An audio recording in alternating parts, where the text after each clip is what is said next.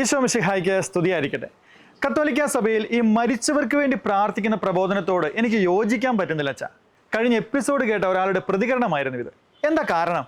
ചോദ്യത്തിന് അയാളുടെ മറുപടി ഇപ്രകാരമായിരുന്നു: എല്ലാ കൊള്ളരുതായ്മയും ചെയ്ത് ജീവിച്ചിട്ട് അവസാനം കുറെ കുർബാനയൊക്കെ ചൊല്ലി പ്രാർത്ഥിച്ച ഈ ആത്മാവ് രക്ഷപ്പെടുമെന്നാണോ നിങ്ങൾ ഈ പറയുന്നത്? ഇതുപോലെയുള്ള പല കമൻറ്റുകൾ നമ്മൾ കാണാറുണ്ട്, കേൾക്കാറുണ്ട്. നമ്മളിൽ പലർക്കും ഇത്തരം സംശയങ്ങൾ പലരിൽ നിന്നും പറഞ്ഞു കേട്ടതിൻ്റെ വെളിച്ചത്തിൽ ഇടർച്ചയ്ക്ക് കാരണമാകുന്നു എന്ന് തോന്നിയാൽ അതിനൊരു ക്ലാരിറ്റി വരുത്താമെന്ന് വിചാരിച്ചു. മരണശേഷം മരിച്ചവർക്കായി പ്രാർത്ഥിക്കേണ്ടോ എന്നൊക്കെ പറയുന്ന ചില വിശ്വാസങ്ങൾ, പഠിപ്പീരുകൾ ഇന്ന് കൂടി വരുന്നുണ്ട്. കത്തോലിക്ക സഭയിൽ നല്ലാത്ത എന്നാൽ മറ്റേതോ സഭയിലെ ആ ഒരു മനുഷ്യൻ്റെ ചോദ്യത്തിന് അല്ലെങ്കിൽ ഇതുപോലെയുള്ള വാദങ്ങളാൽ കത്തോലിക്ക വിശ്വാസത്തുള്ളവരെ തെറ്റിദ്ധരിപ്പിക്കുവാൻ വരുന്നവർക്ക് ഒരൊറ്റ ഉത്തരമേ ഉള്ളൂ: സഹോദരങ്ങളെ, നിങ്ങൾക്ക് തെറ്റി. തിരുസഭയുടെ ഈ പഠനം നിങ്ങൾ മനസ്സിലാക്കിയതിൻ്റെ പ്രശ്നമാണ്. മാരക പാപത്തിൽ മരിച്ച ഒരു ആത്മാവിനെ ഒരു പ്രാർത്ഥനയും കൊണ്ട് രക്ഷിക്കുവാൻ പറ്റുമെന്ന് തിരുസഭ പഠിപ്പിക്കുന്നില്ല. മാരക പാപം ചെയ്ത് അനുദപിക്കാതെ ഒരാൾ മരിച്ചാൽ അവന് നിത്യശിക്ഷയാണ്, നരകമാണ്, അവൻ രക്ഷപ്പെടില്ല. പ്രാർത്ഥിച്ചിട്ട് കാര്യമൊന്നുമില്ല. മാരക പാപത്തിൽ മരിച്ചവർക്ക് വേണ്ടിയല്ല ഈ പ്രാർത്ഥിക്കുന്നത്. മാരക പാപത്തിൽ നിന്നൊക്കെ അനുദപിച്ച് കുമ്പസാരിച്ചു വഴിമാറി, എന്നാൽ പരിപൂർണ വിശുദ്ധിയില്ലാതെ ആർക്കും സ്വർഗത്തിൽ പോകാനാവില്ലല്ലോ. മാനുഷികമായ വീഴ്ചകളിൽ വന്ന കുറവ് കാരണം സ്വർഗത്തിൽ പ്രവേശിക്കാൻ സാധിക്കാതെ കഷ്ടപ്പെടുന്ന ആത്മാക്കളെ രക്ഷിക്കുവാൻ വേണ്ടിയാണ് നമ്മൾ പ്രാർത്ഥിക്കുന്നത്. അല്ലാതെ ദൈവനിഷേധത്തിലും മാരക പാപത്തിലും ജീവിക്കുന്നവരെ രക്ഷിക്കുവാൻ വേണ്ടിയാണ് പ്രാർത്ഥിക്കുന്നത് എന്ന് തിരുസഭ പഠിപ്പിക്കുന്നില്ല. തിരിച്ചറിയണം, മാരക പാപത്തിലാണ് ഒരു വ്യക്തി മരിക്കുന്നതെങ്കിൽ അയാൾക്ക് നിത്യശിക്ഷയാണ്. ആ ആത്മാവിന് പിന്നെ മോചനമില്ല. ഉദാഹരണമായി, ഒരു കുഴൽക്കിണറിൽ വീഴുന്ന ഒരു കുഞ്ഞ്, ആ കുട്ടി താഴ്ന്ന് ആഴങ്ങളിലേക്ക് പോകുന്നു, പിന്നെ അവിടുന്ന് ഒരിക്കലും മോചനമില്ല. ഇതുപോലെയാണ് നിത്യശിക്ഷയിലേക്ക് പോകുന്ന ഒരു ആത്മാവിൻ്റെ അവസ്ഥ. അങ്ങോട്ടേക്ക് വീണാൽ പിന്നെ മോചനമില്ല. ഇനി എനിക്ക് തിരിച്ചൊരു ജീവിതമില്ല, ദൈവത്തെ കാണാൻ ഇനി ഒരിക്കലും എനിക്ക് സാധിക്കില്ല എന്ന് തിരിച്ചറിയുന്ന ഒരു ആത്മാവിനുണ്ടാകുന്ന ദുരവസ്ഥ, ആ മാനസിക സമ്മർദ്ദം, അതൊന്ന് ചിന്തിച്ച് നോക്കിക്കേ, എത്ര ഭീകരമായിരിക്കും അത്. ഇനി മറ്റുള്ളവർ തരുന്ന സഹനങ്ങൾ സഹിക്കുമ്പോൾ, ത്യാഗങ്ങൾ അത് പ്രാർത്ഥനയാക്കുമ്പോൾ, എന്നിട്ട് അത് ശുദ്ധീകരണ ആത്മാക്കൾക്ക് വേണ്ടി കാഴ്ചവെക്കുമ്പോൾ ആ സഹനത്തിന് ഒരു അർത്ഥം ലഭിക്കുകയും ശുദ്ധീകരണ ആത്മാക്കൾ രക്ഷയ്ക്ക് കാരണമാകുന്നതിനൊപ്പം നന്മയുള്ള പരിശീലനം വഴി എൻ്റെ രക്ഷ കൂടി ഉറപ്പിക്കുക കൂടിയാണ് ഞാൻ ആ പ്രാർത്ഥനകൾ വഴി ചെയ്യുന്നത്. കൂടാതെ ഒരു അർത്ഥം കൊടുത്ത സഹനം ഏറ്റെടുക്കുമ്പോൾ മാനസികമായി ഈ സഹനങ്ങളെ മറികടക്കുവാനും സാധിക്കും. നമ്മുടെ സ്വസ്ഥതയെ നശിപ്പിക്കില്ല എന്ന് ചുരുക്കം.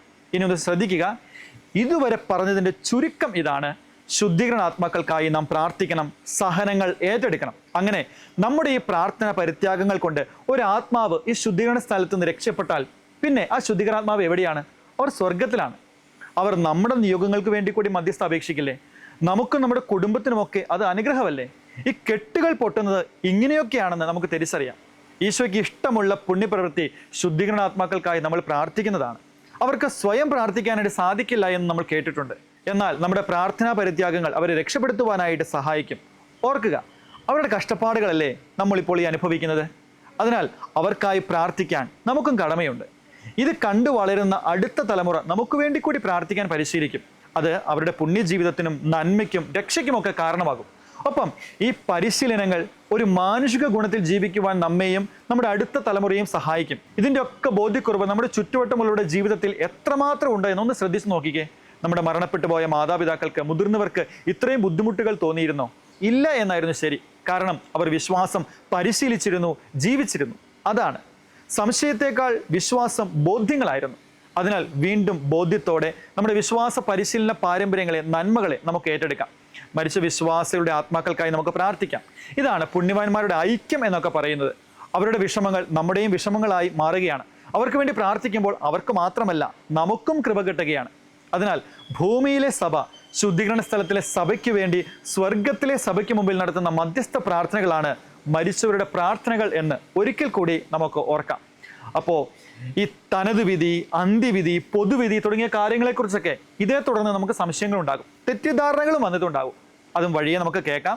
സഭയുടെ എല്ലാ കാര്യങ്ങൾക്കും കൃത്യമായ ഉത്തരങ്ങളുണ്ട്. ബൈബിളിൻ്റെ അടിസ്ഥാനമുണ്ട്. തെറ്റിദ്ധരിക്കപ്പെട്ട് വഴി തെറ്റാതിരിക്കാനായിട്ട്, മറ്റുള്ളവരുടെ ചാടുവാക്കുകളിൽപ്പെട്ട് വഴി തെറ്റാതിരിക്കാനായിട്ട് പ്രത്യേകമായിട്ട് ശ്രദ്ധിക്കുമല്ലോ. ഈ ക്ലാസ് ഇന്ന് തൽക്കാലത്തേക്ക് നമുക്കിവിടെ നിർത്താം. നമ്മുടെ ഇടയിലെ ചില സംശയങ്ങൾക്ക് ഉത്തരം പറയുകയായിരുന്നു.